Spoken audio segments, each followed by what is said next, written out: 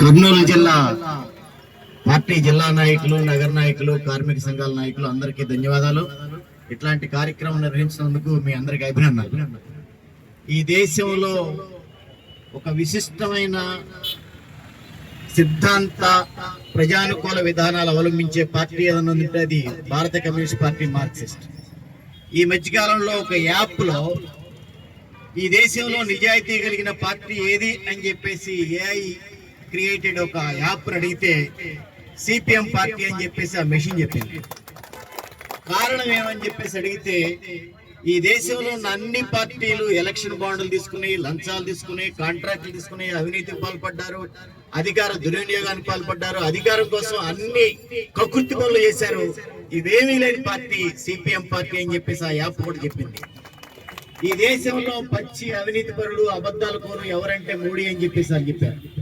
అంటే మనుషులే కాదు, మెషిన్లు కూడా ఇవాళ ఈ దేశంలో సిపిఎం పార్టీ విశిష్టతని తప్పక చెప్పాల్సిన అగత్యం ఏర్పడిందంటే అది మన పార్టీ పుట్టిన కాడి నుంచి ఇప్పటి వరకు అట్లాంటి నిబద్ధతతో, నిజాయితీతో మన ప్రయాణం సాగిస్తున్నాం.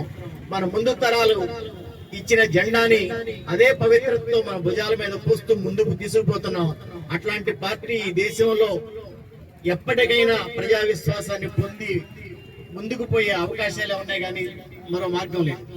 ప్రపంచంలో చూసిన సంక్షోభం పెరిగిన కొద్దీ ప్రపంచంలో పోరాటాలు పెరుగుతున్నాయి.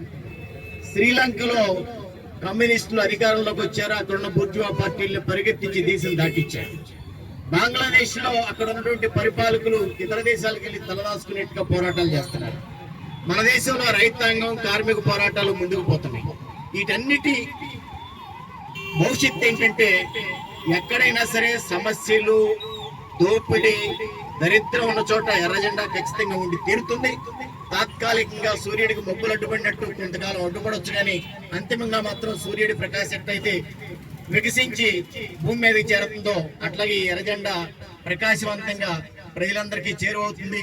అప్పటి వరకు మనం మన ముందు తరం అమరవీరుల ఆశయాల్ని పుణికిపుచ్చుకుని ఎంతో కొంత త్యాగం చేస్తూ ప్రజలకు దగ్గరైతే ప్రజల విశ్వాసం పొందగలుగుతాం.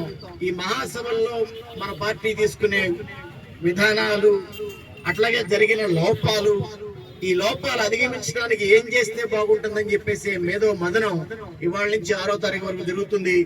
ఆ మేధో మదనాన్ని, ఆ అంతిమంగా వచ్చినటువంటి ఆ ఫలితాన్ని మనం పుచ్చుకుని మన ఆల్ ఇండియా మహాసభ ఇచ్చినటువంటి డైరెక్షన్ ని, కర్తవ్యాలని మన రాష్ట్రంలో, మన ప్రాంతంలో ముందుకు తీసుకుపోయి ఒక బలమైనటువంటి కార్మిక కర్షక పార్టీని నిర్మించడానికి ప్రయత్నం చేద్దామని చెప్పి చెప్తూ అవకాశం ఇచ్చిన మీ అందరికీ, మన నాయకత్వానికి ధన్యవాదాలు తెలుస్తూ